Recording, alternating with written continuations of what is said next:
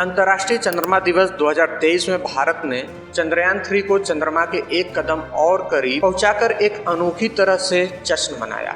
ये पूरे देश के लिए गर्व की बात है और न्यूयॉर्क के मुंह पर काली पोतने जैसा है। कैसे जानने के लिए हमारा वीडियो अंत तक जरूर देखें। इंडियन स्पेस रिसर्च ऑर्गेनाइजेशन ने कहा कि इस चंद्र अंतरिक्ष यान के प्रपोल्सन मॉड्यूल ने गुरुवार 20 जुलाई को चौथी कक्षा बढ़ाने की प्रक्रिया शुरू कर दी। चंद्रयान के इंजनों ने अंतरिक्ष यान के पृथ्वी के निकटतम कक्षा में फायर किया। इससे हाईएस्ट पॉइंट को और भी ऊपर उठाया और इसकी कक्षा के पृथ्वी से सबसे दूर के बिंदु तक पहुंचा।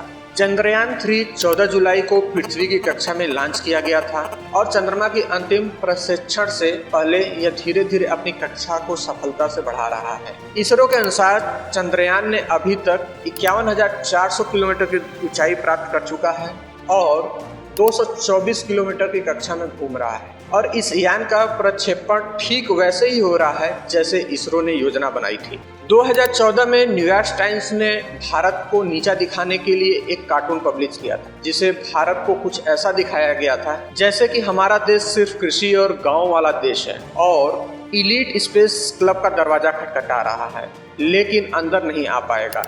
लेकिन 20 जुलाई 2023 के इस ऐतिहासिक दिन पर भारत ने चंद्रयान लॉन्च करके दिखाया कि हम भी विश्व की सबसे बड़ी ताकतों में से एक हैं और हम किसी से कम नहीं। कर्नाटक के हरिकोटा में लॉन्च हुए चंद्रयान की पूरी तरह सफल होने में अब सिर्फ 1 महीने की बात है और ऐसा माना जा रहा है कि भारत को अब इलीट स्पेस क्लब का दर्जा मिलने से कोई नहीं रोक सकता।